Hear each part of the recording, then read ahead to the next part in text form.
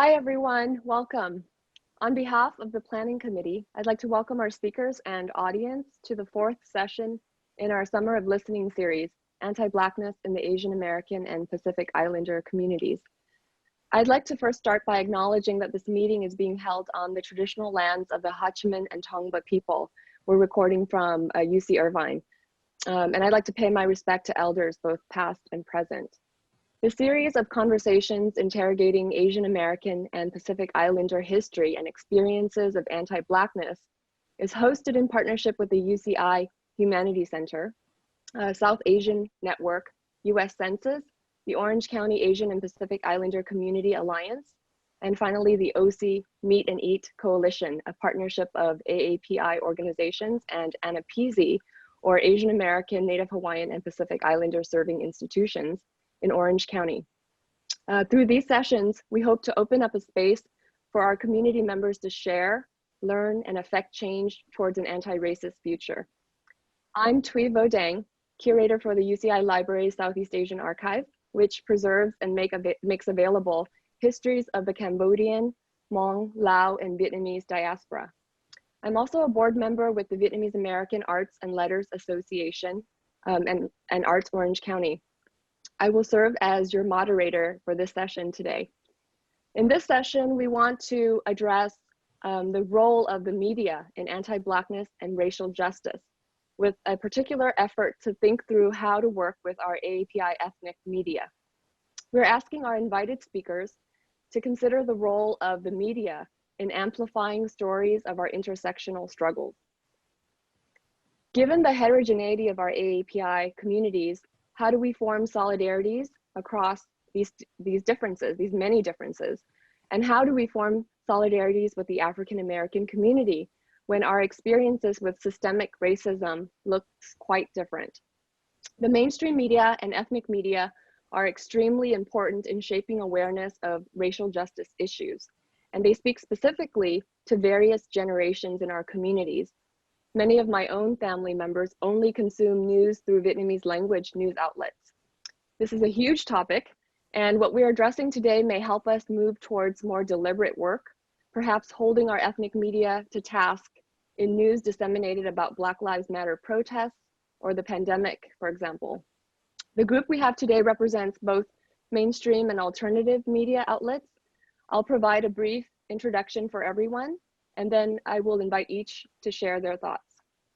So I'd like to welcome and introduce Ann Do, who is a Metro reporter covering Asian American issues and general assignments for the Los Angeles Times. A second generation journalist, she's worked with the Dallas Morning News, the Seattle Times, the Orange County Register, and Người Viet Daily News, the largest Vietnamese language newspaper in the United States. Born in Saigon, Vietnam, Do is a graduate of the University of Southern California with degrees in journalism and English, and she is reported from Cuba, India, Mexico, Peru, and Vietnam.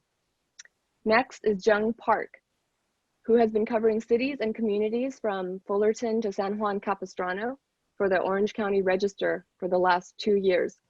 He has also written about Orange County's Asian American community, such as the creation of OC Koreatown in Garden Grove.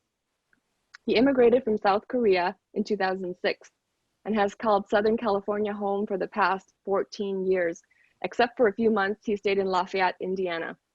He attended the University of California, Los Angeles. And as a side note, I've been following Jung on Twitter since the Black Lives Matter protests began in OC in late May. And now I'd also like to introduce Wendy Kim. She's a #1 international best-selling author of the book Beyond Blending In, An Immigrant Daughter's Guide to Overcoming Cultural Bonds for a Life of Authenticity and Abundance. She's also a professional public speaker and empowerment coach. Wendy serves on the executive board for Asian Culture and Media Alliance, based in San Diego, a nonprofit media organization with the mission to provide a voice of unity, awareness, and empowerment for the Asian American and Pacific Islander communities through the power of television, film, and new media. And Wendy also runs a podcast, which I hope she'll share more with you today. So before our speakers address my questions, I'd like to remind folks to ask questions through our Facebook comments feature, and we'll save time at the end for Q&A with our speakers. So I'm just gonna jump right into it and ask our speakers to reflect on my first question to you. In this era of, what we understand as fake news, where fake news is quite prolific, what are some of the ways that AAPI community members can be better consumers of more accurate information? Why don't we start with Anne? Do you want to go first? Yes, thank you, Thuy. And thank you everyone for joining us today. I'm really grateful that we can all have a moment in time together. I think that my first thought to this question is, what are the key issues that you're interested in as a news consumer? Choose something and then narrow it down. And then look at who is covering those topics, not just in newspapers, but on multiple platforms. And then not just in your geographic location, but broaden it to beyond the West Coast, to the Midwest, to the East Coast, and even internationally. And then follow the coverage of those specific reporters. And keep in mind that they should vary in age groups and gender and ethnicity. And if you're able to, add a different language to it, whether it's English and Korean, English and Vietnamese, English and Arab, and then look at what some of the foreign publications and foreign broadcast outlets are covering from individual countries, and then form sort of like your own portfolio that you follow. So some people do this by creating a personalized Twitter list, so you can see what different sources tweet out, and it's delivered right to your computer so that you don't have to search around. So you can do something like this, and then you can get on the newsletter subscriptions for the different media organizations, and then look at what the journalists are covering and who they're quoting. For example, if there are agencies or departments or nonprofits or schools and departments within the schools that they often quote, connect with those individual organizations on their newsletter platforms, on their social media, and then you begin to build a sort of anthology for yourself that you can constantly refer to day to day. Thank you for those tips. Wendy or Jung, do you want to add your thoughts? Yeah, I think that was great. I think one of the things, though, to be aware of is we do live in a culture of white supremacy. So even organizations who are traditionally considered to be progressive or liberal, they're really being called to account right now. And I know certain organizations are, like even NPR, for instance, which is thought to be pretty objective by a lot of people, a lot of their staff is very white. A lot of their editorial staff is very white. So I think it's very important that you're educating yourself, with not only through media, although I agree looking at different media sources is really important, but by taking courses from various diversity educators, also looking at podcasts and social media from a lot of different sources from different backgrounds, and coming up with what your own curation and coming up with your own opinions on what you think is right. Because I think in the past, even though there's been a lot of negativity around fake news, the thing that I think is good about it is that it's forcing us all to really take a step back and not just go along with what a media source is going to say or an influencer is going to say. We now are in a position where we have to be more active and proactive in what we're consuming and what we think about what we're consuming, and not just going along with an organization because they have experts and So I think it's a great time, but I also think we need to make sure that we're looking from the lens of racial education that we're doing on ourselves, and making sure that we're not being overly influenced by a culture of white supremacy, which is systemic in our culture. Thank you. Jung? Yeah, I think the first thing that I tell a lot of people is that there is no single outlet that is going to be 100% objective. As Wendy and Anne both pointed out, there are bias in every publication and every work that we do. And our work is to try to address that bias and make sure that we are fair, but it's just a human nature. So as Anne and Wendy said, I think having multiple outlets and consuming multiple outlets are very important. I try to do that a little bit in my reporting. I cannot speak Vietnamese, but I try to read Nui Viet as much as possible. They have some articles written in English, and I try to use Google Translate, however accurate that might be, to read the work from the paper. I try to read a bit into the community papers that report on Black communities. I think in LA, there is LA Sentinel and LA Wave that are covering Black communities. I don't believe there is anything like that in Orange County, unfortunately, but I think being exposed to community papers is a key to understanding that diversity and understanding that, as Wendy said, the culture of supremacy that we are in.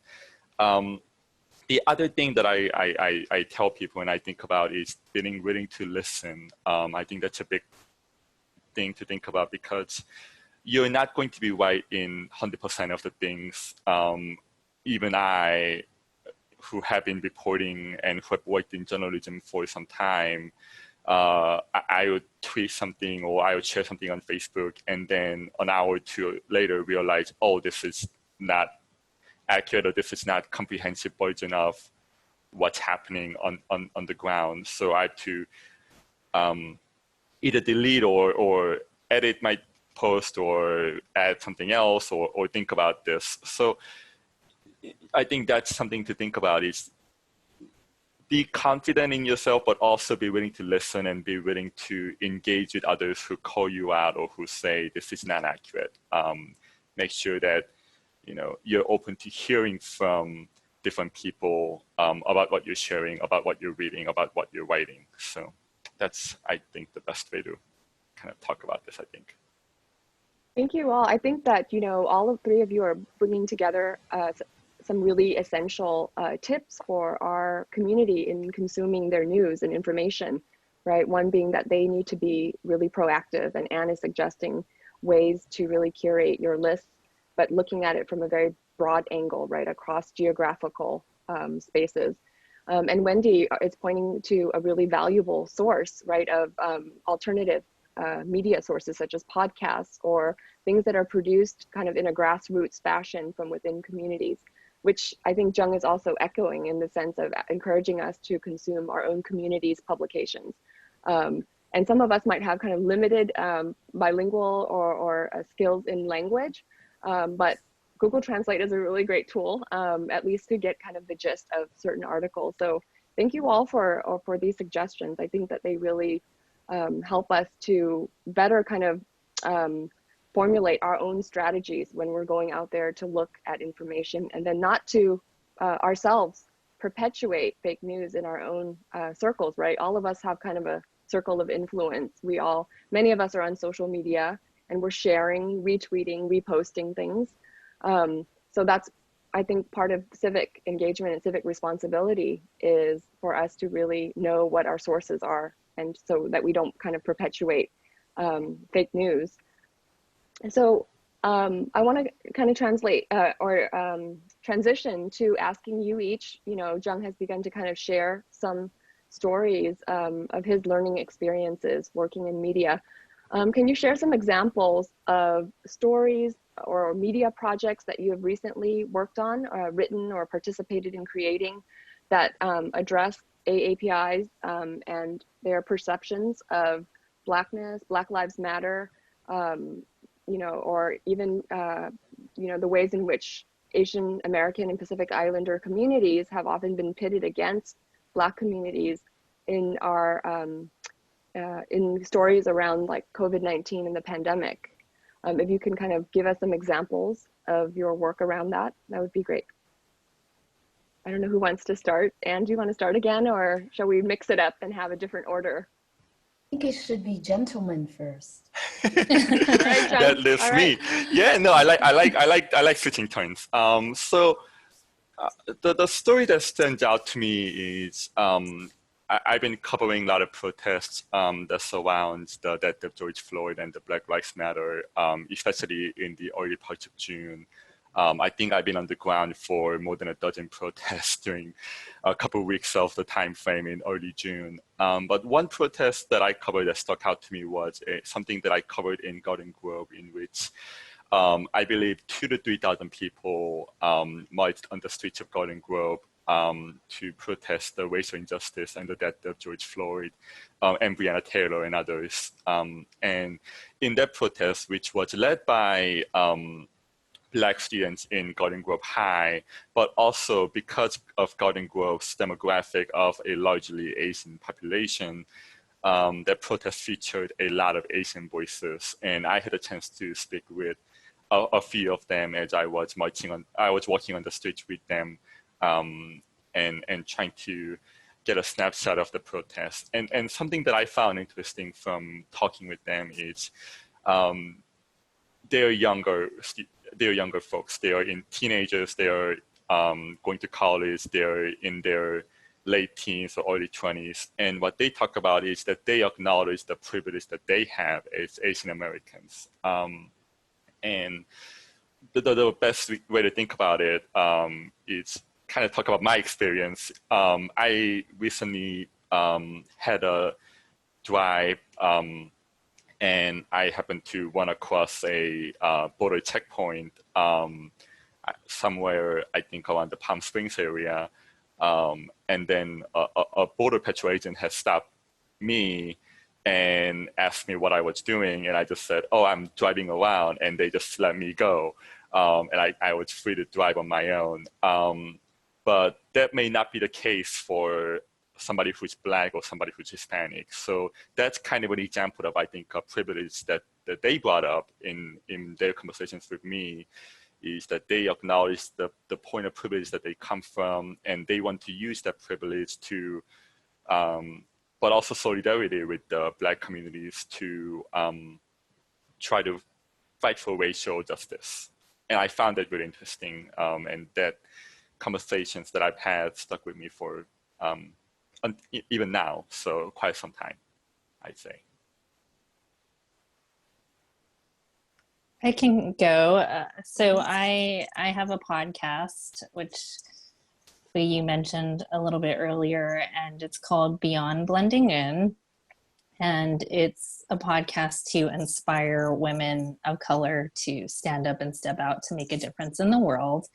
And one of the things that I've really been focusing on in terms of standing up and stepping out is Black Lives Matter and supporting Black Lives Matter. And so it's been great. We had an episode with Dr. Tao Nguyen where she talked about the model minority myth and how that was really weaponized against Black people. And it created this divide where, of course, Asians were put up as the good, quiet, hardworking minority, and you should be like them. And it created this huge divide between the two communities. And part of the work that I'm doing is to really work with different Black leaders to actually heal that divide and have conversations on the podcast where we're seeing where as communities we can come together and support each other instead of being pitted against each other. Also doing some work with so I am a coach and I work with a lot of entrepreneurs. So I'm doing work to support other podcasters, African American. I'm sure you may be aware, but in the podcasting world, there are very few women and people of color who are actually doing podcasts. So I feel like that's my personal mission, to get more people to share their message and their voice who are people of color. So helping them launch their podcasts. And one of the projects I'm really excited about is I'm working with an entrepreneur. He has a tech company and he is looking to hire formerly incarcerated people to be employees, to really end or address the systemic problem that we have with the mass industrial complex and the prison system, to actually empower people who are Black and brown who have come out of the incarceration system. So those are some of the projects that I've been working on that I'm really excited about. Yeah. I'm so happy to be on this talk today because I just found Wendy as a new source. I've been pursuing this story that I failed to get, and it involves Vietnamese Americans and racism towards the Black community.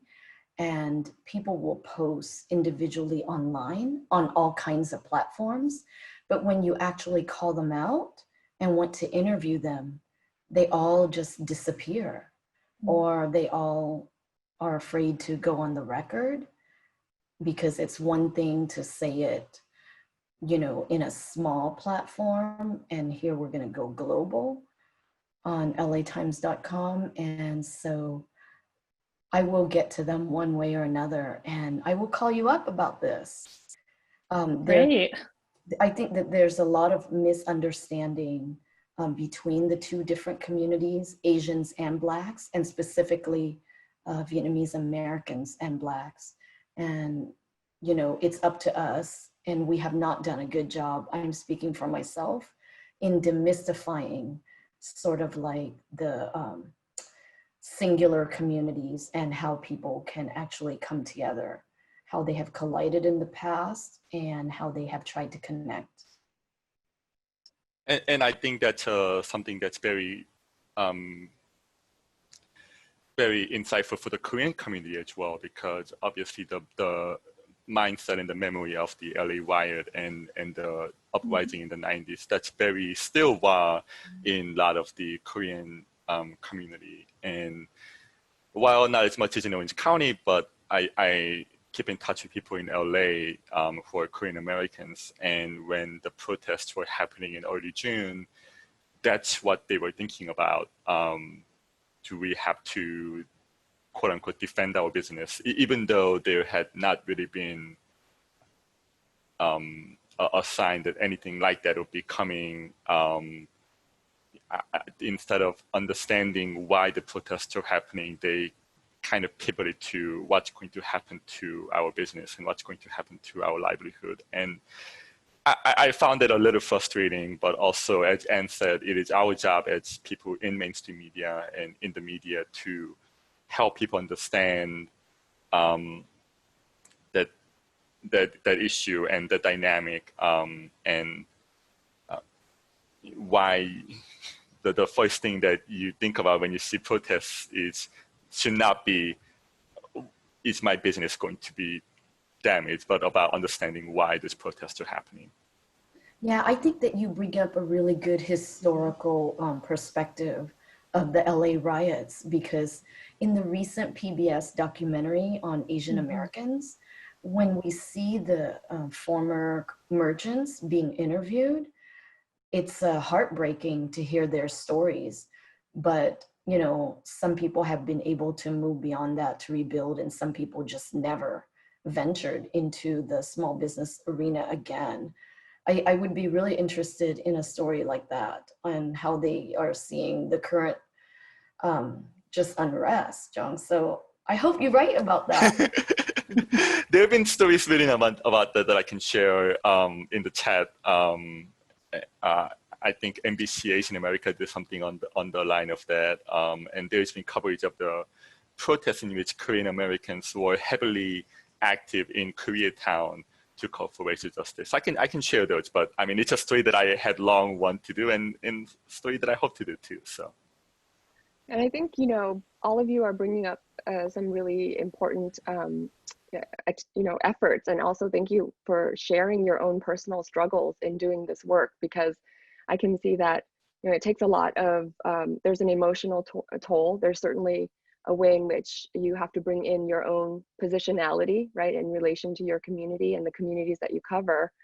I wonder if you can talk more about then how we, you know, how alternative spaces or even our ethnic media might potentially be spaces where we can create content that's in language, that's very targeted to help us unpack some of these social issues, particularly when we're seeing a lot of kind of Asian Americans and business owners reacting to the protests, kind of privileging property over, you know, over human beings, over Black lives, right?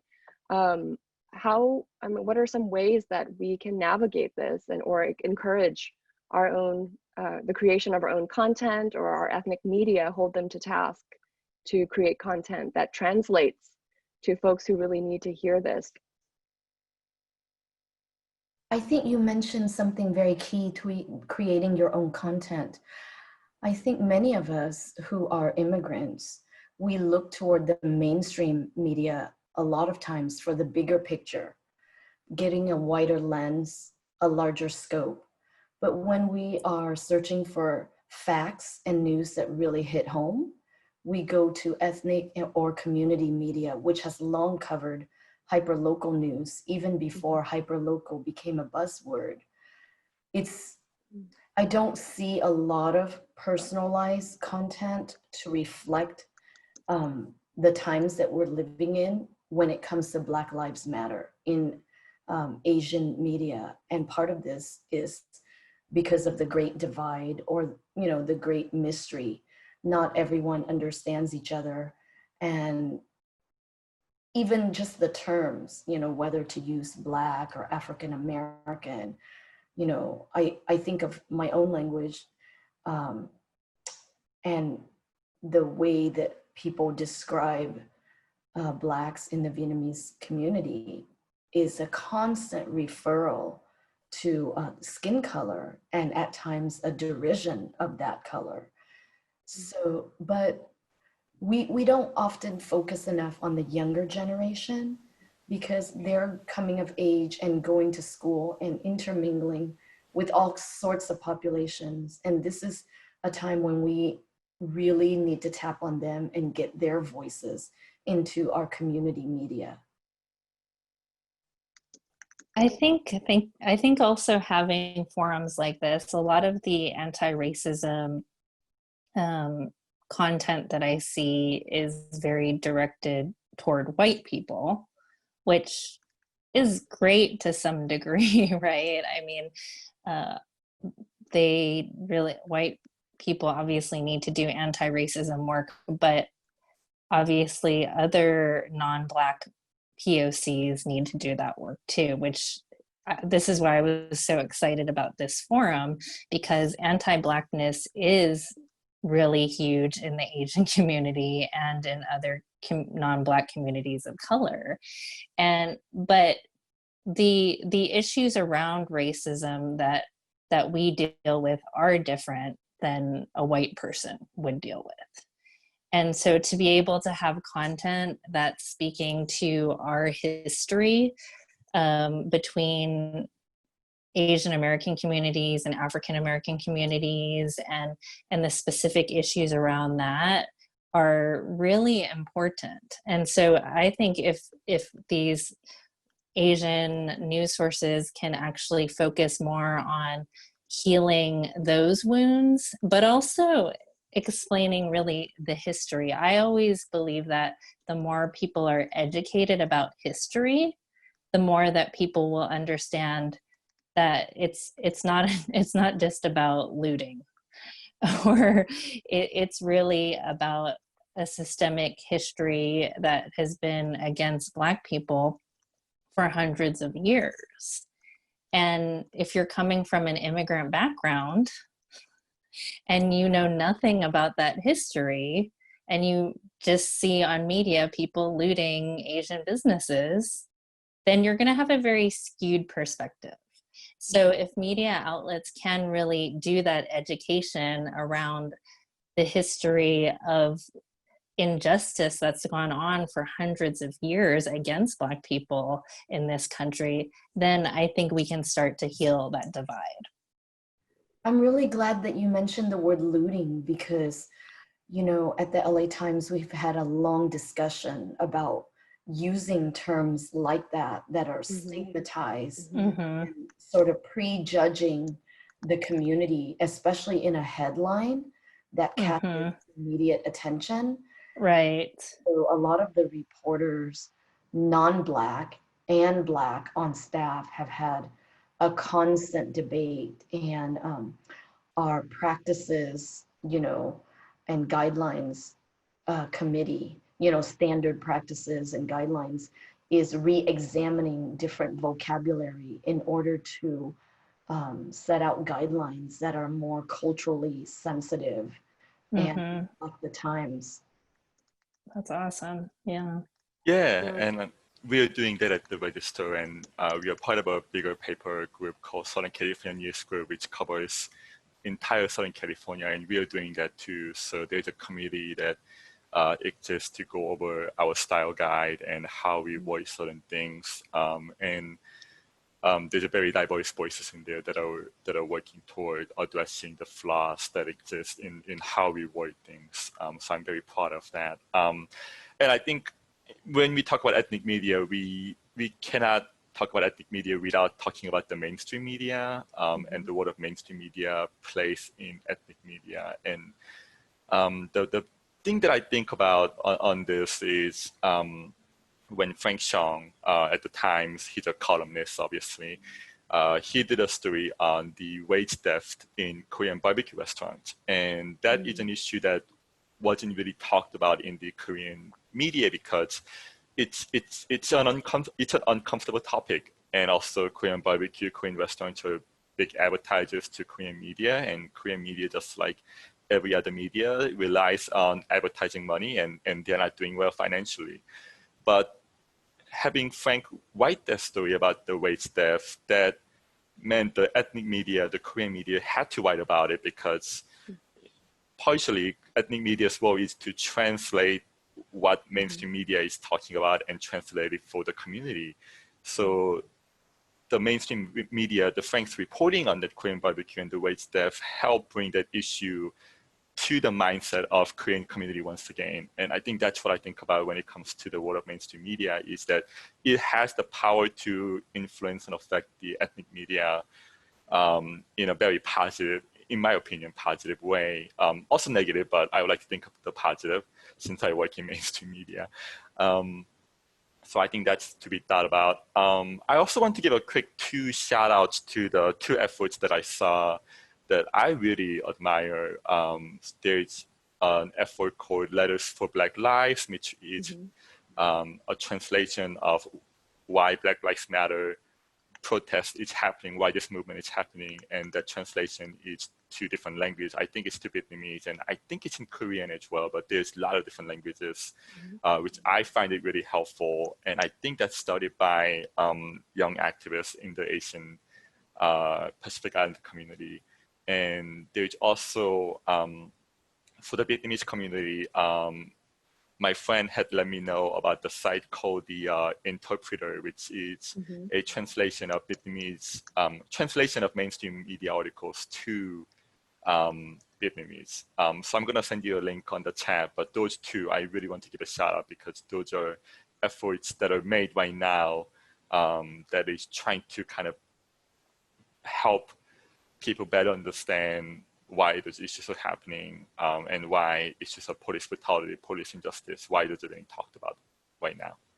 Yeah, thank you for mentioning that, Jung, because he highlights a taboo that certain topics that are so culturally sensitive that are rarely covered in community media. Once mainstream media focuses on it, then it gives an easy entree for the community media to pick it up, right?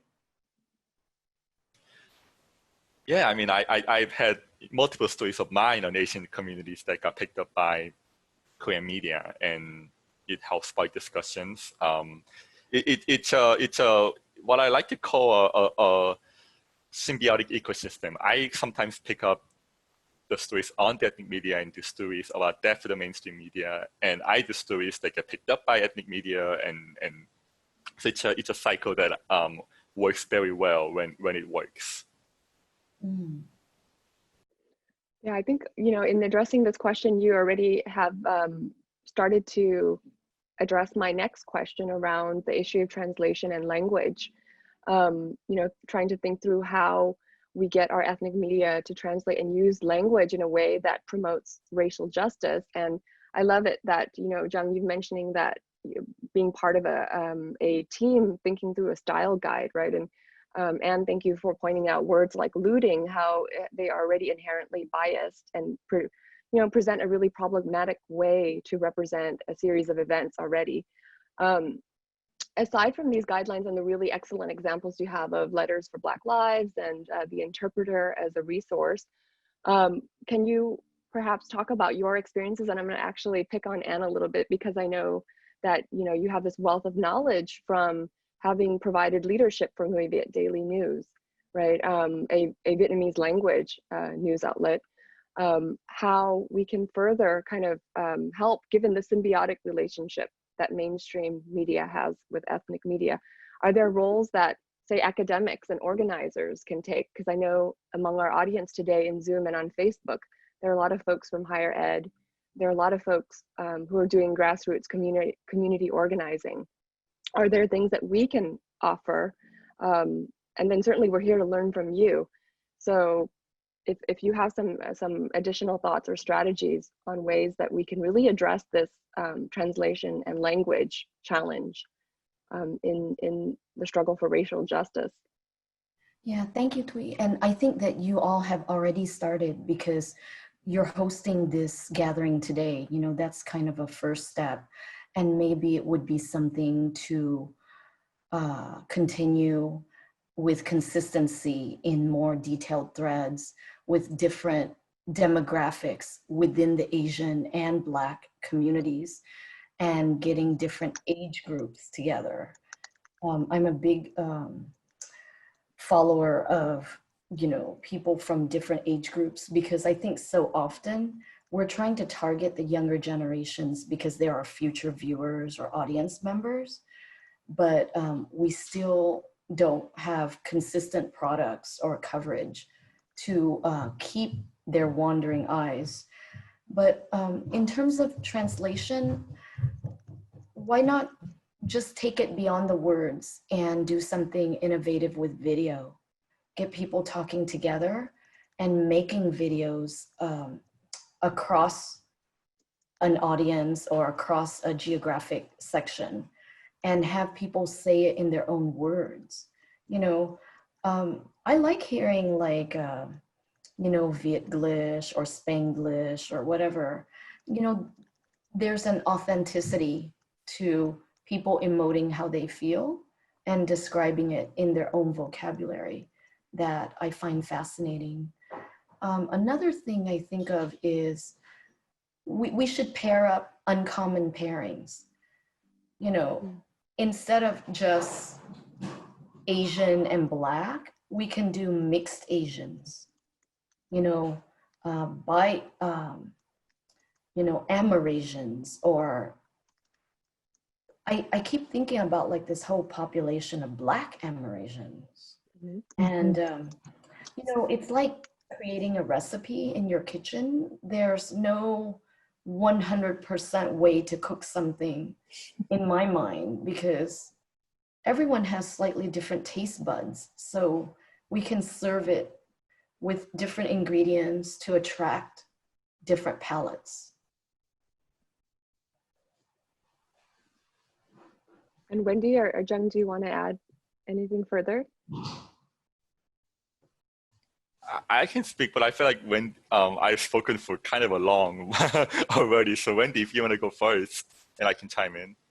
Well, one of the things that I've really enjoyed seeing like on Instagram is like Koreans for Black Lives. They've done a lot in terms of um, whether it's pictures or graphics that have like Black Lives Matter in Korean. And I think that's just really powerful to be able to see that and to have that kind of messaging in different languages. It creates a solidarity that I think wouldn't exist if it were just in English. So I would love to see more, whether it's even memes or videos like Anne is referring to, where we are incorporating the different ethnic languages. And I think there's something really powerful also for the Black community to see that. Something that I think about, and Wendy brings up a good point. I do want to say that there's a difference between reporting at the community and reporting for the community, or reporting at the population and for the population, right?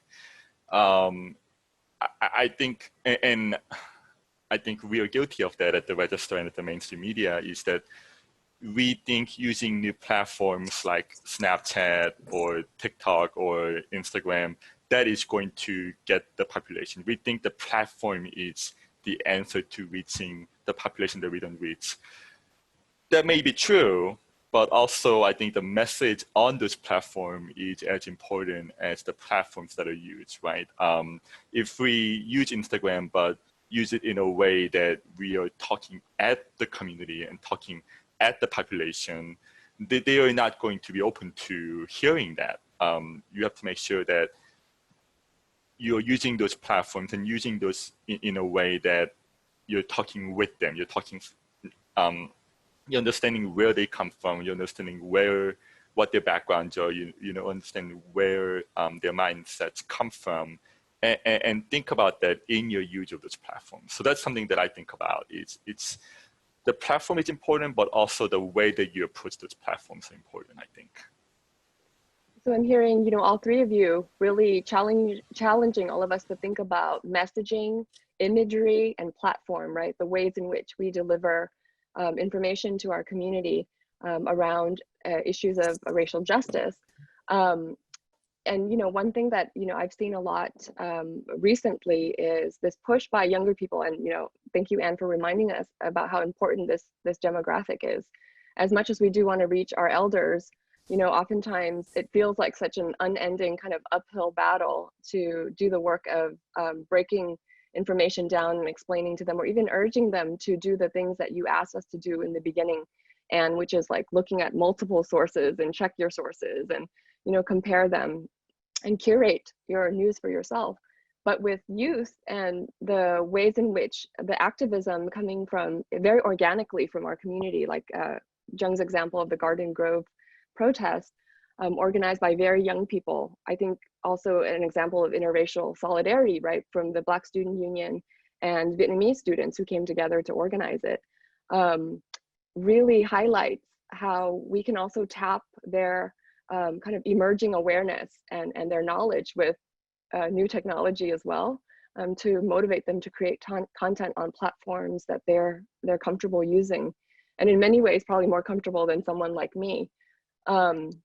But I do want to, you know, open it up at this point because we only have about 15 minutes left, and we have a lot of questions that are coming in right now from our live feed. So I will pose the first one, and I think it does connect with some of the previous sessions that we've had. Last week, you know, we focused on colorism among AAPI communities, and Anne, you mentioned that being a really central issue when Vietnamese people think about Black folks. We have a question here about affirmative action, which is related to a previous session that we also had. this is from one of our Facebook posts. So the person's asking how affirmative action or states that affirmative action has been misreported or misrepresented in several media through kind of an American dream narrative or a colorblind racism or this approach to like meritocracy, right? How do we better educate the public about ACA 5 and Proposition 16? So this is a very kind of specific question that really, I think, is trying to get at institutional or systemic racism through education, right, and policy, and the role of media in disseminating information about that. Yeah, thank you for that question. A lot of times when I see coverage on a recurring issue or something that's very hot button, you see the same people quoted, and they're the talking heads, they're the ones most easily accessed, or they're the ones with the fancy titles. But, you know, as Jong mentioned earlier, do you want to be reporting at the community versus for the community? So why not go to people who have never been tapped before or who have hardly had any kind of interaction with the media? We need to have fresher voices and more original sourcing. And you know, just from the common perspective and from different communities that never get asked, what do you think? And then I think that will give us a different kind of illumination to better understand the issue broadly and more tightly.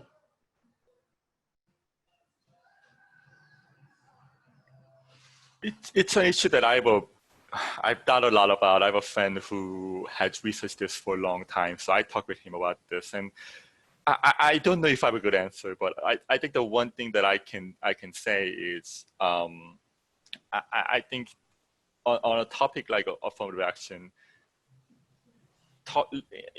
disaggregating the Asian community is very important, right? Because how Vietnamese community thinks about or will be affected by affirmative action is very different from how Korean community will be affected or will think about it. And how Chinese Americans think about affirmative action is very different from how Cambodian or how Filipino Americans think about affirmative action.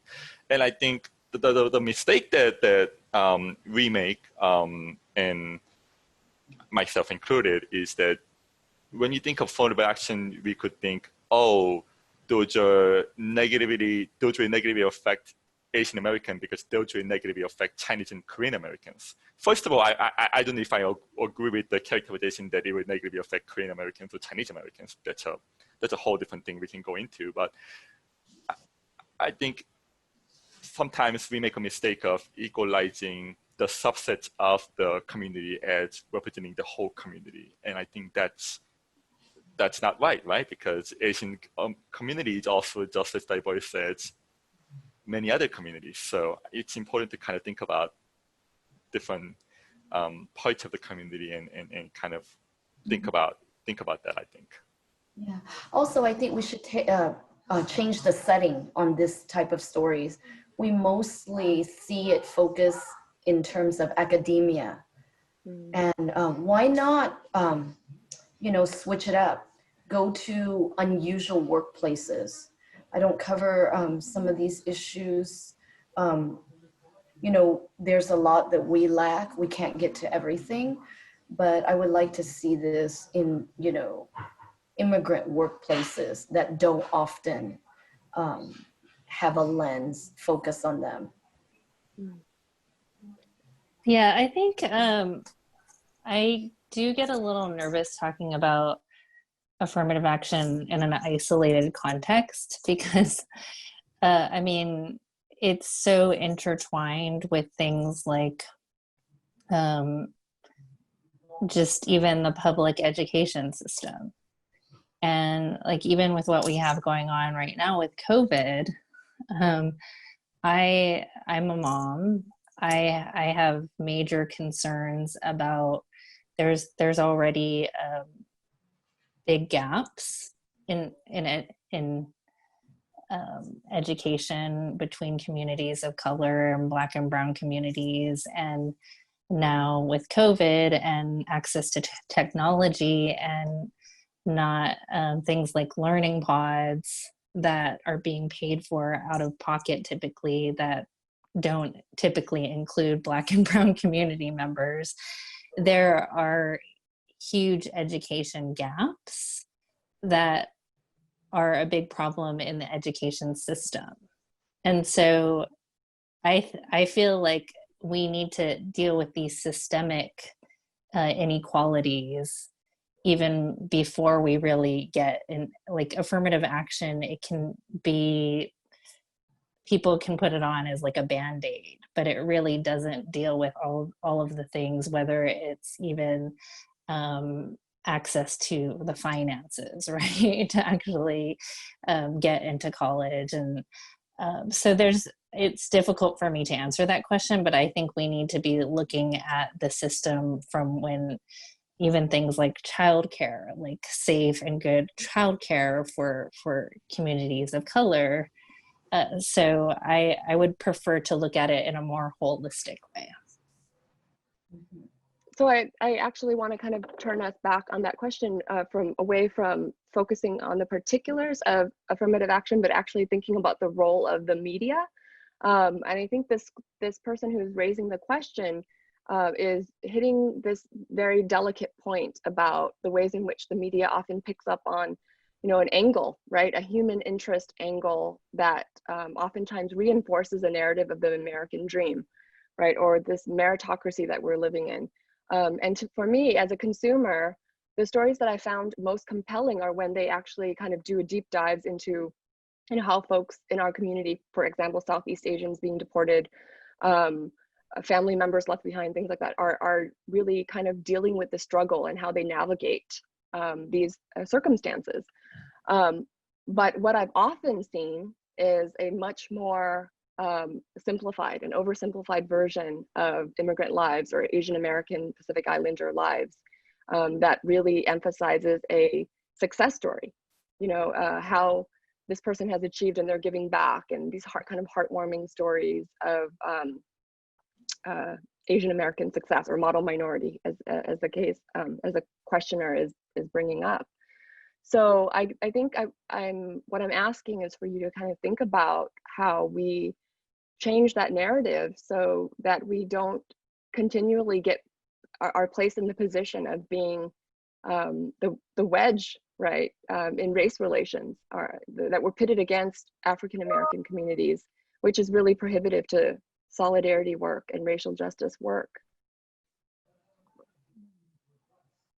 Mm-hmm. So to be clear on the question, how do we stop becoming that wedge you're saying, but between and specifically the media's role in that? How do we push our media to change this narrative? It's a very, I think, recognizable one to many of us who read stories about Asian Americans in the news. How do we move away from that kind of analysis or that kind of casting of our community over and over again, right, as the model minority? Yeah. In the past, I've seen a lot of media organizations spending more time to host focus groups, inviting specific community members in to meet with the writers and even the opinion page folks, and then the editors who really call the shots on what will be covered and how that will be presented. I think it would be a great idea to have more of those sessions. I think for me, as a podcaster using more non-traditional media, it's really about storytelling. One of the episodes recently, and I always learn a ton from my guests. So we hear about the mass industrial prison complex, and we think of Black and Brown people being mainly affected, but there are a lot of Southeast Asian communities that are also affected. but you don't hear about that in the media typically. And so the good thing, I think, especially if you're talking about a lot of your audience, Twee, being more grassroots and community organizers, like there's no reason that you can't start a podcast yourself and start telling these stories.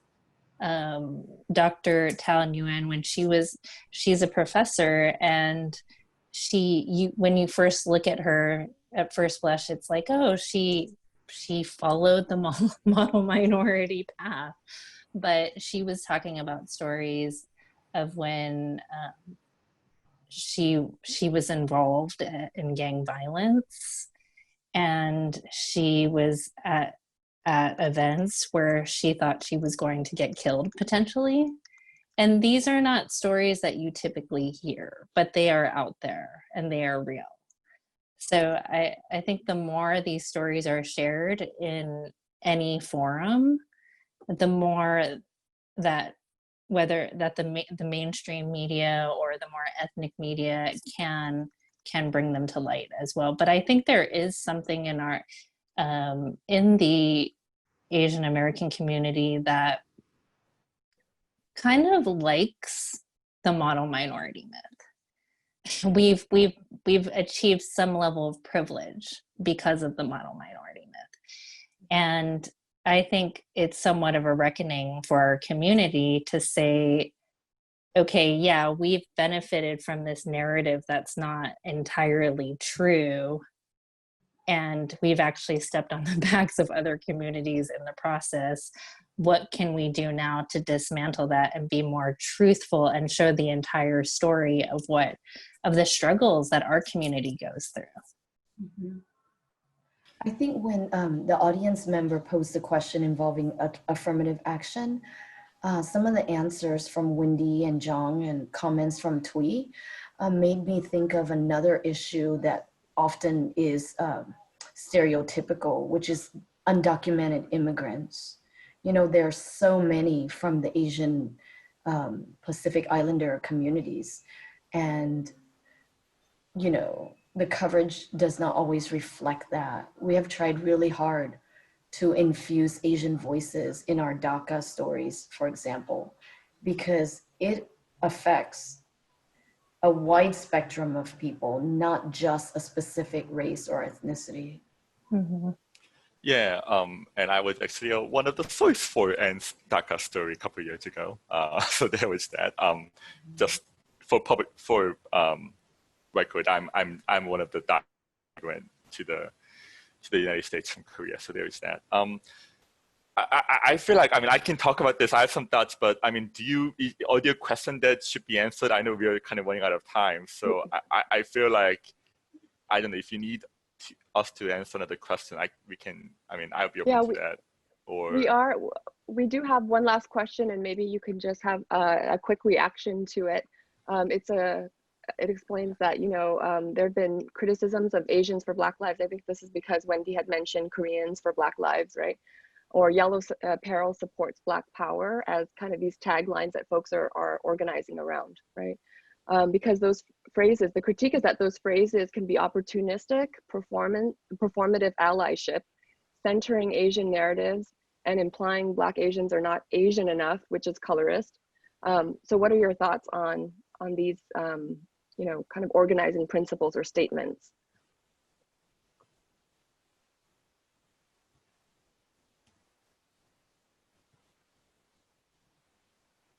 So just to make sure, what you're saying is, you know, kind of what's our thoughts on those taglines such as Yellow Paris for Black Lives or Asians for Black Lives, kind of what our thoughts are lines, right? Yeah. Mm-hmm. I think it is important to be careful when we are using those taglines, and it can be like you hear about it, right? Like people at protests, like taking selfies and videos, and it's like, oh, look at me. So I think we all do have to look inward and make sure that we're doing the work. We're not just doing it to be performative or to look good, but that we're investing in education, we're reading, we're educating ourselves to dismantle our own anti-Blackness and our own racial biases. And yeah, to be careful and thoughtful when we use these taglines, because and to ask ourselves before we put that Instagram post up or that where is this coming from? Is this to make ourselves look like we're woke, or is this to really contribute to Black Lives Matter, to social justice? And if it's not, then okay, why are we posting this? Maybe we shouldn't do that. And I want to jump off on that, because that's Wendy makes a very good point. I think it's important for us to think about what our decision, what our advocacy, what our words mean for Black lives and the Black community in different instances. I think the one thing that I think a lot about, because I'm a local reporter, I cover a lot of discussion about the development and new homes and low-income homes, and you'd see some signs saying we support Black lives for, we support Black lives, so Black Lives Matter, and the next to it, there's a sign of opposing a low-income housing because they think it's going to bring people of quote-unquote questionable character to their neighborhood. And I think that's important to recognize that it's in a way a sign of an implicit racism, right? Because there has not been, as far as I know, evidence that show that low-income housing is bring quote-unquote questionable character into neighborhood. Mm-hmm. And low-income housing is one way that we can really help the Black community and the people of color community who is economically struggling right now.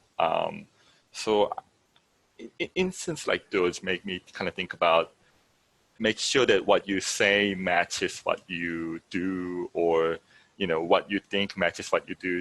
Make sure that you recognize the element of race, injustice, inequity in an area that may not be commonly dotted an area of inequity or injustice. So.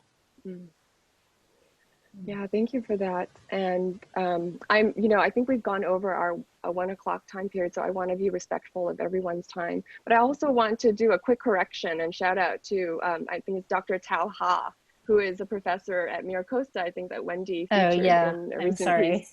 She does wonderful prison abolition work. But I want to thank our wonderful speakers and to the audience for joining us for this session in our series in the Summer of Listening.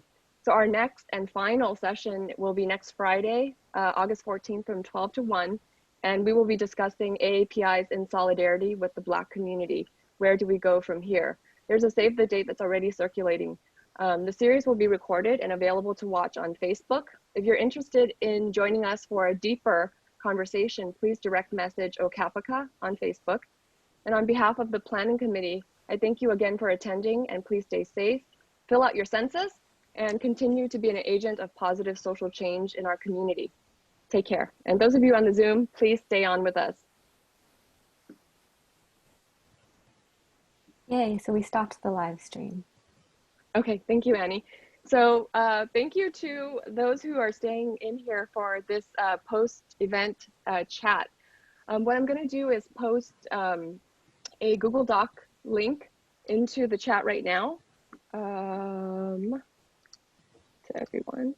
Hi, everybody. And we just realized that the audience couldn't send chats during the session. I think that's why they weren't coming through. Yeah.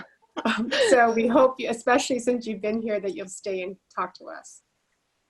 So we're hoping that you will walk away from this activity in the breakout rooms that we're going to put you into momentarily, that you will walk away with a practical guide, practical resource for working with AAPI Media or with media in general, if you're in a position to do that for your organization.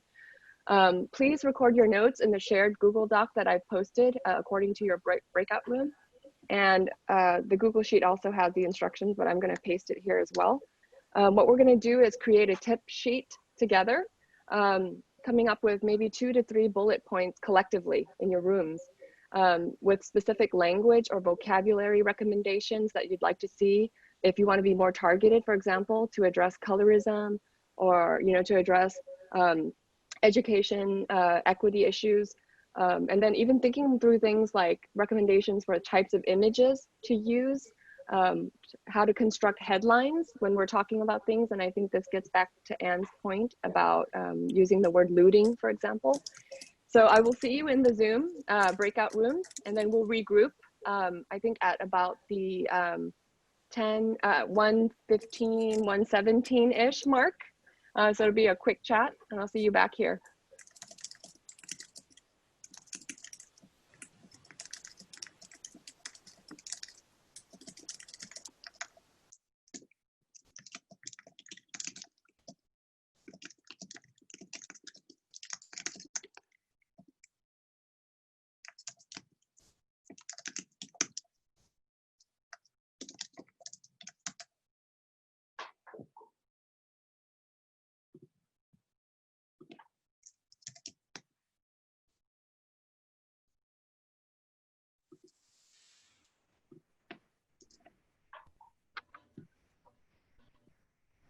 Is Juhoon and Saeed still here?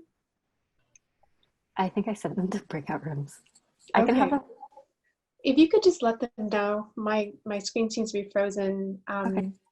that if people are interested in joining this, that they might be emailing Humanity Center at uci.edu. Thanks, Annie.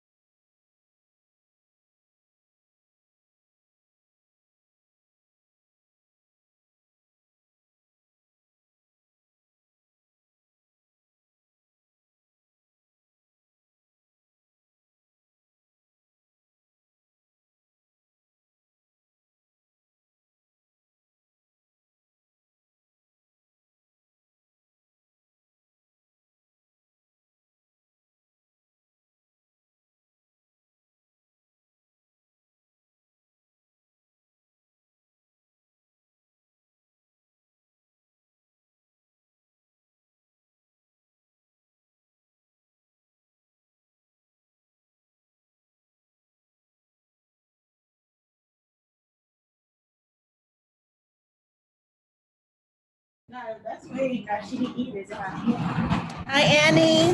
Hey, Radius. How are you?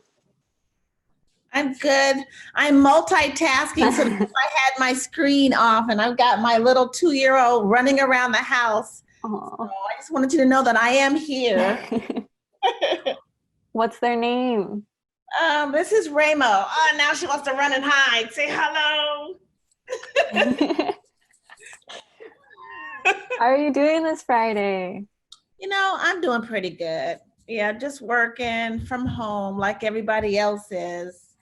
Trying to get a lot done. Do you have anything fun planned for the weekend? Yeah, actually, tomorrow I will be celebrating my 28th wedding anniversary with my boyfriend. So, Oh my gosh, congratulations. That's yeah, amazing. 28 years. We're still That's at crazy. can't believe it. We've been with each other for 28 years. So what about you? What are your plans? I'm having a socially distanced picnic with my friend, so it'll be nice to be Cool. outside a little bit. So will everyone bring their own and eat their own, or will there be some food sharing? I wish there would be food sharing. I really miss that. Yeah.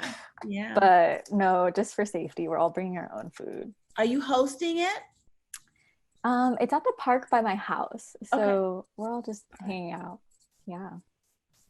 What did you think of today's session? I know it was a little bit different than last week's. I really enjoyed last week's, and I was a little disconnected from this week's because I'm working on a deadline. So it just didn't pull me in, but I so much enjoyed last week's session. I told my staff to check it out. So I don't know if they've got on. I'm hoping we'll get a chance to talk about it next week. But I do know that last week's was really, really nice. But I was so disconnected from this session. I was almost thinking I shouldn't join a breakout session because I wasn't paying attention. No, we're glad you're here. I always really appreciate your energy and like the aura that you bring as always. So good. Thank you. Is Catherine with us? I don't want to ask.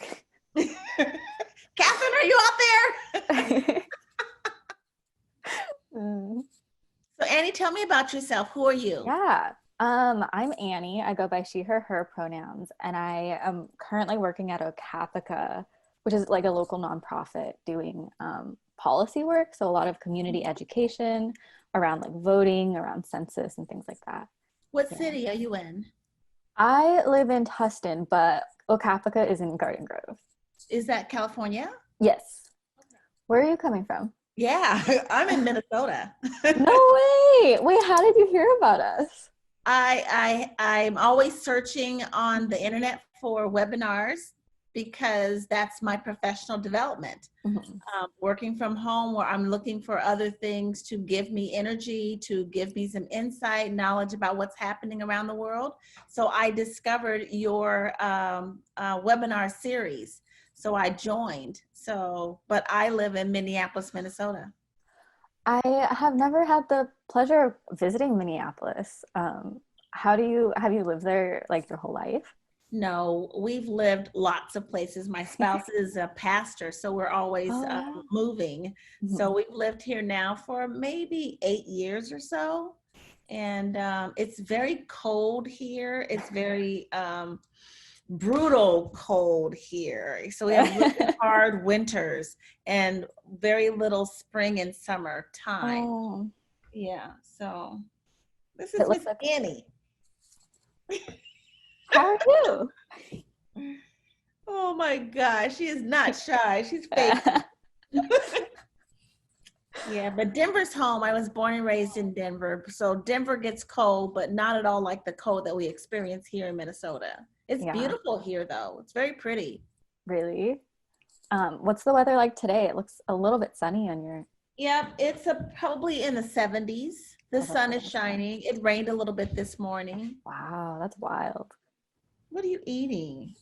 Shrimp. Oh, shrimp.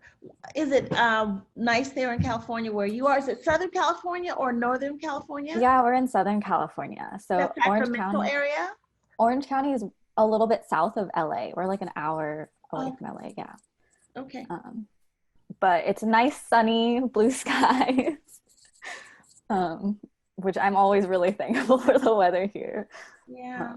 So last time they gave us some questions that we were supposed to respond to. Do we have questions today? Yeah, so today everyone is creating a tip sheet or resource guide to working with ethnic media. Oh, are you in the media or just the policy side? No, just the policy side. I'm trying to work with media though, although it's really difficult. Okay. Yeah. Well, I'm on a K-12 educational administrator. Oh, cool. Is that your work, like your 9-to-5 work? Yeah, I direct the race, equity, and inclusion department. Oh, wow. What is that like? What is your like day-to-day, or what kind of challenges do you face? Right now, the biggest challenge that we have is whether or not our kids are coming back to school. You know, so I think that's what we're all struggling with now, and then trying to make sure that our teachers have the resources and tools that they need for distance learning or for a hybrid situation. You know, we were all just kind of thrust into the distance learning, and we really weren't prepared for it. And we really sucked. We didn't do very well. And I'm not just saying my district, but around the country. You know, a lot of kids didn't have the technology that they needed. And then those that did have the technology didn't have the Wi-Fi that they needed. Yeah.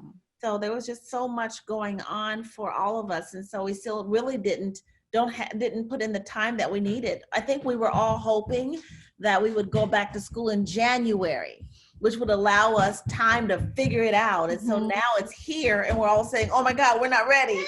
So we're all struggling with that. And then there's a big push right now to develop an ethnic studies curriculum, you know, and so everyone is trying to figure out, well, what is that supposed to look like? Well, it can't just look like people of color and BIPOC communities being a part of it, because white bodies need to take some responsibility for their role in white supremacy and racism, structural racism.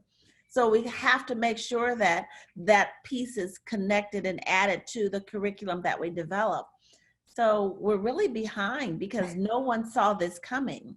We didn't see the George Floyd thing coming and hitting us as hard as it has hit not just Minneapolis, but every single state has had some aspect of civil unrest as a result of what happened here.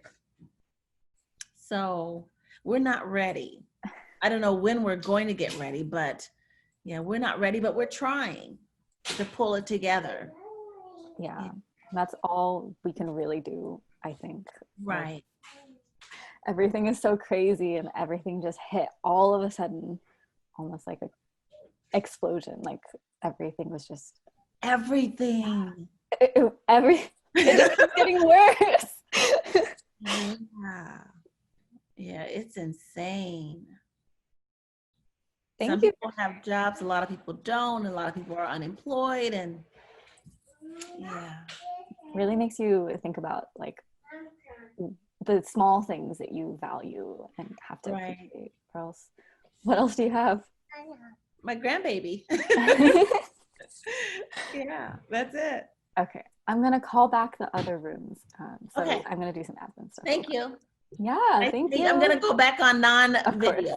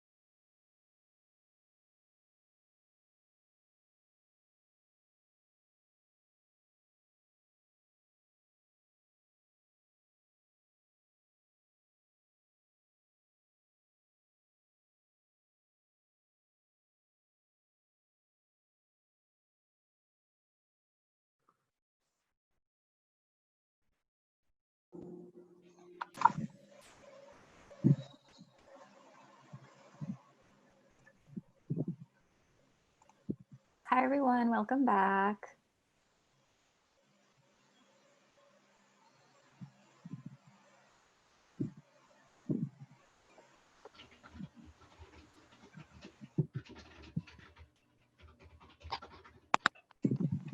Oh yeah, I didn't see any new emails. Okay, thanks, Juhoon. No worries.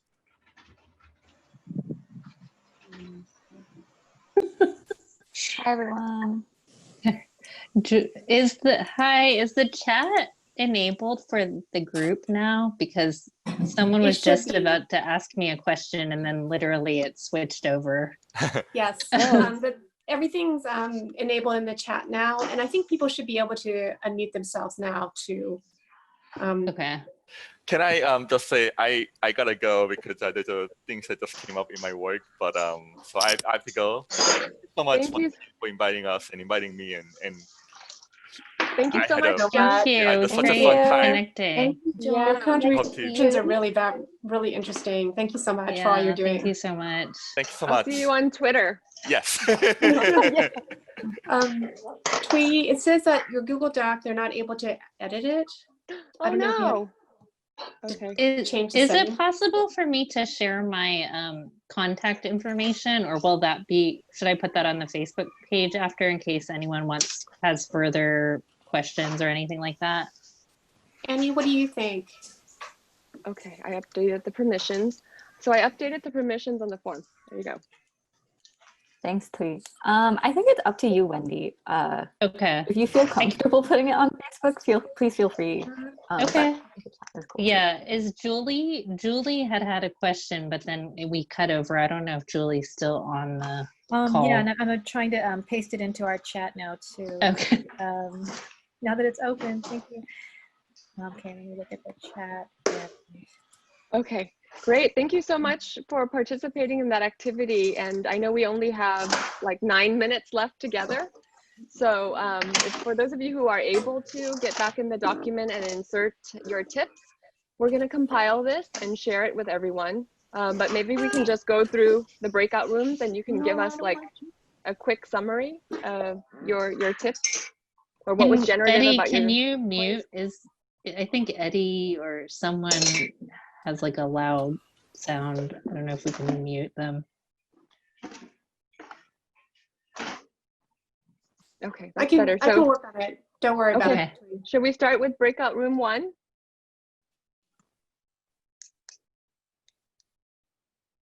I know who y'all are. I was breakout room shopping earlier with John because it was just 2 of us You for have a to minute. call on people. I think Just sorry, do I it. think we were breakout room 1. It was me, Sean, and Beth. Sorry. But I think a lot of the conversations that we were talking about, both Sean and Beth brought up really good points regarding Beth specifically mentioned allowing voices of the community to be heard in terms of like actual media, whether it's like newspapers, things like that, by submitting our stories to them and for them to be actually put out into these different forms of media. Since I think John mentioned about putting out media that is actually for our community, and it would be really great to continue to allow for our actual voices to be the ones to put out that information to us. And then Sean mentioned something really important of not just allowing one person to take the lead in terms of how stories are framed or put out. I don't know, Sean, if you want to expand on your point more. Sure. I think the example I brought up was the recent controversy at Bon Appetit about how BIPOC individuals working there were not compensated fairly like their white counterparts. And as a result of internal investigations, as well as other events that have transpired, forced Bon Appetit to re-examine the lens in which they presented, ethnic foods. And I think when the conversation is brought towards representation, many critics will say it is too hard to represent the plethora of communities out there. It's too hard for one individual to do so. But I think the easy answer is, well, it's not the responsibility of one individual or one group to represent the voices of our diverse community. Rather, allow, BIPOC individuals to express their experiences, and of course with the qualification of not letting them, be representative of the entire community, but allow more voices into the conversation, because in our community, is this complex and vibrant garden in which we all have a stake in. And rather than having one person be the sole gardener and shape the vision of what our garden or society should be, we should all have a stake so we can create and collaborate on tending to this garden that best suits us all, rather than just some of us. And I just want to thank Sean for that beautiful vision for me of a garden, because I am an avid gardener, and that really resonated with me. And I really like what he had to say, and we were talking about the importance of checking in. I mean, I work at UCI. We have an incredibly diverse campus. I have incredibly diverse set of students that I work with, and I am, you know, our whole department at the Student Wellness is really often asking questions. What, you know, is this, you know, we have a lot of conversations about traditions and ethnicity and language, and the importance of making sure when we even write a survey that we try to write it in a way that is most easily readable by as many or most. And that's not always easy. But again, just recognizing that certain terms don't translate. Certain concepts are foreign to some people, and they're different. And so we have to constantly check in with our students to say, does this make sense? Is there another word we could use or another way we could say this that would be easier, more digestible, more understandable? So I'm going to keep that garden in the front of my mind as I think about all of the different types of plants I have, and that is, it represents all of us, and all of us equally beautiful in my mind. So thank you for that visual, Sean. that's gonna hold with me. Of course. That's Thank great. you. Thank you. Do we have breakout room 2? Somebody who wants to summarize? And I don't see any bullets there. I'm happy to take notes on the doc. Anyone from our room want to go? Okay, I'm going to volunteer Julie. Okay. Everyone else gone. Sorry? Oh, do you want me to? Do you want to summarize what we talked about? It seemed here that none of us, it seemed like amongst the 4 of us, that none of us are actively, regularly checking in on ethnic media news sources. And we were also started off with kind of questioning that amongst ourselves. But then Eddie shared, I believe, that the way he's actively looking for those specific community-specific struggles, like battle for World War II vet, you know, compensation in Filipino American community, or what Jung pointed out to us earlier, that circular relationship of a local Filipino American news reporter in New York, New Jersey, pointing out that the majority of our frontline healthcare workers are Filipino American nurses, and that got picked up by CBS to amplify that dimension to Asian American community life. So, so we were starting to talk about, just trying to, I guess, try to identify what those connections are of ethnic media to the mainstream, so that we can, even for ourselves, perhaps have more visibility and access to those stories. Was there more, Wendy, to add to? I think we just wanted to, I know for me, I have kind of tended to look at ethnic media as more for maybe my parents' generation with the language and whatnot. However, thanks to this discussion, I'm actually more curious about what's available to English language learners. And also we talked about what are ethnic media doing to meet the youth where they're at. So what platforms are they expanding to? So that's something that I want to explore more personally. Thank you. And I think what I'm going to do is call out the breakout rooms that don't have points in the sheet. So if breakout room 3. We had a great conversation, but do Sajna and Isabel, do you want to go first? Yeah, sure. I guess I could. We kind of just like, we didn't really answer the question. We didn't even get to it. We were just kind of discussing like what you guys said earlier about reading ethnic media, like what, because we're all from different communities. And I think Isabel said that she reads the newspaper from Chile. And I don't read the ethnic media much, but like I also think of it as something for my grandparents' generation or my parents' generation. And kind of the reason that I don't really read it is because, like how we said, it's important to check multiple sources. I feel like for the Indian community, like its source is very conservative. So not everything is always talked about in an unbiased way. I feel like a lot of things about colorism and stuff aren't really discussed and addressed, that it's so still prominent in Indian communities, but they are still going to talk about like the Black Lives Matter protests and stuff like that, but they won't even mention things like colorism and stuff like that because they won't recognize how prominent it is in their own community.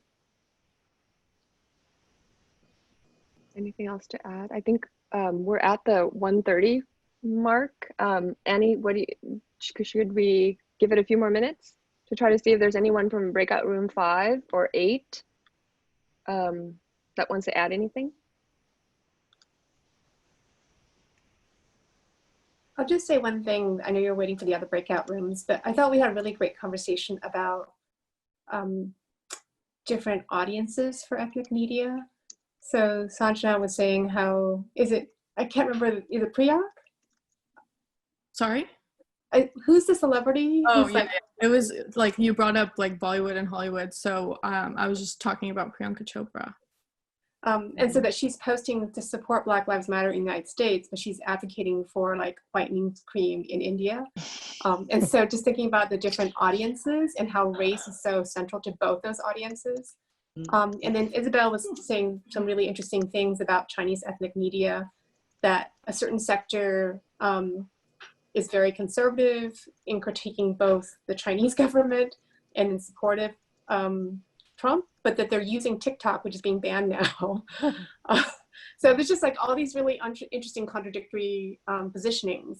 And also something I thought was really interesting from both of them is that it's the elderly who are using social media to consume news right now. It's not just the youth, but it's the elderly within these communities. Isabel, did you want to say anything else?